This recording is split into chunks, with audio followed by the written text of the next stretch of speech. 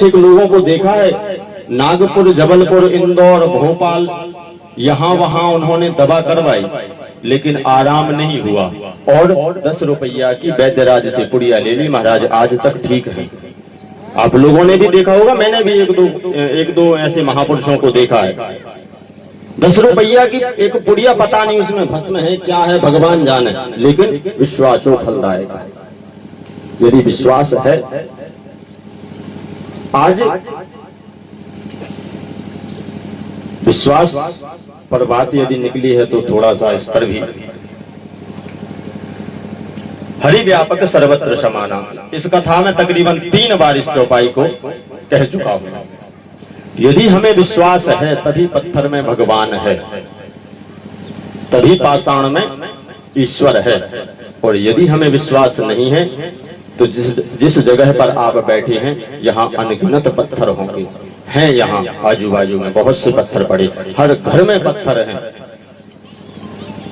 लेकिन हमें इस पत्थर पर विश्वास नहीं है। हमें जो मंदिर में जिसको हमने मूर्ति का आकार दिया है, वरना ठाकुर जी को किसने देखा? जिस मूर्तिकार ने मूर्ति को बनाया, क्या उसने देखा?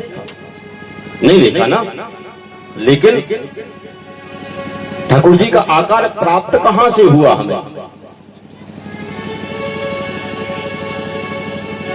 कहां से मिला ठाकुर जी का आकार? यह दृश्य कहां से मिला?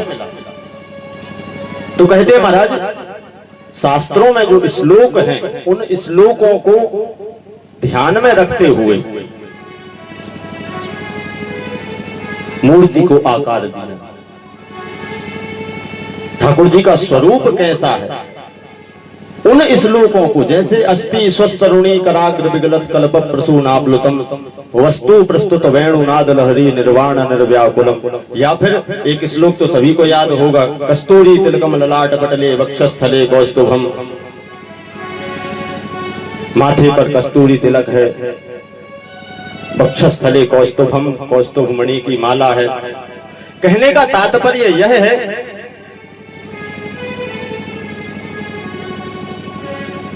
यदि हम विश्वास करें तो सर्वत्र हमारा परमात्मा विराजमान है, और यदि हम विश्वास ना करें तो महाराज मंदिर में भी केवल पत्थर ही दिखाई देगा। इसके प्रमाण है महाराज। आप भी यह बात जानते हैं कि दुर्योधन को कितनी बार भगवान श्री बांके बिहारी जी के दर्शन हुए। दुर्योधन या कौरवों को कितनी बार भगवान के दर्शन हुए, लेकिन क्या उनके जीवन में कोई परिवर्तन आया? कोई परिवर्तन नहीं आया। जैसा था भगवान तो शांति दूत बनकर गए। भगवान पांडवों की तरफ से शांति दूत बनकर गए। कहा कि दुर्योधन, तू इतना राज्यपाट है, तू इतना सब अपने पास में रख, लेकिन पांडवों के लिए मात्र 5 गांव दे दे। केवल 5 गांव तो पांडवों के लिए दे दे, मैं उनको इतने में ही संतुष्ट कर दूंगा। लेकिन दुर्योधन ने कहा, माधव, युद्ध के बगैर एक सुई की नोक के बराबर भी नहीं दे सकता। सैकड़ों बार दर्शन हुए, लेकिन जब विश्वास ही नहीं था और उस सबरी को कई वर्षों से विश्वास था कि एक ना एक दिन ठाकुर जरूर आएगा मेरे द्वार पर, ठाकुर जी को जाना पड़ा और उसके जूठे बेर का भोग लगाना पड़ा। यह परिणाम केवल विश्वास का है हमारे।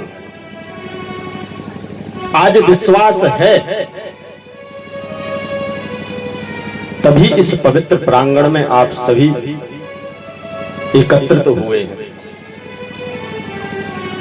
ये विश्वास का ही फल है कि आप यहां विराजमान हैं। तो महाराज चलते हैं कथा की ओर। संत ने कहा कि तू केवल एक दक्षिणा दे, अपने पुत्र का नाम नारायण रख लेना। बोले ठीक है महाराज, मैं नारायण रख लूंगा, अब आप पधारें। इतनी दक्षिणा लेकर संत वहां से चले गए। कुछ समय व्यतीत हुआ और अजामिल के यहां एक सुंदर बालक ने जन्म लिया। अजामिल को याद आया कि संतों ने कहा था कि अपने पुत्र का नाम नारायण रखना, तो उन्होंने क्या किया, अपने पुत्र का नाम नारायण रख दिया। अब वह अपने पुत्र से इतना प्रेम करता था, इतना प्रेम करता था, इतना मोह करता था कि उठते बैठते सोते जागते, कहीं बाहर से आते हुए जाते हुए, बेटा नारायण पानी ला, बेटा नारायण ऐसा काम कर दे, बेटा नारायण ऐसा काम कर दे। कोई भी काम, कुछ भी काम होता तो वह अपने बालक को बुलाता। समय व्यतीत हुआ, अंतिम समय आया उसका, और जब अंतिम समय आया, कहते हैं जन्म जन्म मुनि जतन कराही, अंत राम कहीं आवत नाही। भगवान का नाम नहीं लिया उसने, भगवान की याद उसको नहीं आई। क्यों? क्योंकि उसे भगवान पर विश्वास नहीं था। फिर विश्वास की बात है, उसे अपने पुत्र पर विश्वास था कि शायद मेरा बेटा नारायण मुझे बचाएगा। यम के दूत आए लेने के लिए, और अजामिल चिल्ला रहा है, बेटा नारायण कहां हो, मुझे बचाओ।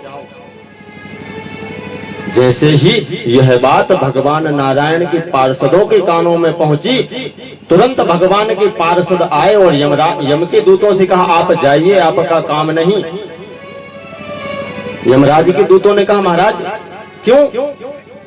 मुझे यमराज ने आदेश दिया है इसको ले जाने के लिए, नाग फांस में, यम फांस में बांध कर ले जाने के लिए। बोले नहीं, इसने मेरे प्रभु का नाम स्मरण किया है अंत समय में, इसलिए आप नहीं, इसको मैं नारायण धाम में, बैकुंठ धाम में लेके जाऊंगा। अरे बोले, आपके प्रभु का नाम नहीं लिया, मेरे प्रभु का नाम नहीं लिया, इसने अपने पुत्र को बुलाया है। नारायण के पार्षदों ने कहा, कुछ भी हो, अंत समय में भगवान का नाम स्मरण तो इसने किया। यम के दूतों को भगा दिया। भगवान नारायण के पार्षदों ने अजामिल को अपने साथ ले लिया, रख लिया, और उसकी सदगति हुई। मैंने कहा था, कौन सी बात स्मरण करते रहना कि भगवान के नाम का प्रभाव, भाव को भाव अनख आलस हो। इसने किस आधार पर भगवान का नाम स्मरण किया? यह तो उसे विदित ही नहीं था कि मैं भगवान का नाम स्मरण कर रहा हूं। वह तो अपने बालक को बुलाता था, बेटा नारायण ऐसा काम कर दे। और एक बात और विचार करने योग्य बात है, यदि बालक कोई गलती करता है, और स्वाभाविक है गलती होती है, ऐसा नहीं है कि किसी से गलती ना हो, प्राणी मात्र से गलती होती है। गलती जानवर नहीं करता, क्यों? क्योंकि उसके पास बुद्धि नहीं है, वह क्या गलती करेगा। और जब प्राणी मात्र से गलती होती है, स्वतः स्वाभाविक है कि बालकों से भी गलती होती है। और जब छोटा बालक गलती करता है तो हम किस तरीके से बुलाते हैं उसे, अब शब्द भी निकलते हैं, लेकिन उसने अपने पुत्र को अपशब्द कहकर भी बुलाया होगा। ऐसा नहीं कि केवल प्रेम में बुलाया हो।